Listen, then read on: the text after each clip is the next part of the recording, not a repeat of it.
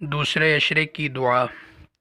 استغفر اللہ الذی لا الہ الا هو الحی القیوم واتوب الیہ، اور دوسری دعا استغفر اللہ ربی من کل ذنب واتوب الیہ۔ ان دونوں دعاؤں میں سے آپ جو دعا بھی پڑھیں گے انشاءاللہ العزیز اللہ تعالیٰ آپ کے تمام گناہوں کو بخش دیں گے۔ ان کے متعلق آتا ہے کہ جو بندہ ان کلمات کو 3 مرتبہ عام دنوں میں پڑھتا ہے اللہ تعالیٰ اس کے گناہوں کو بخش دیتے ہیں۔ تو ابھی تو یہ عشرۂ مغفرت ہے، اس کے اندر جتنا بھی ان کلمات کا اہتمام کریں گے اتنا ہی اللہ رب العزت ہمیں اپنی مغفرت سے نوازیں گے، بخشش سے نوازیں گے۔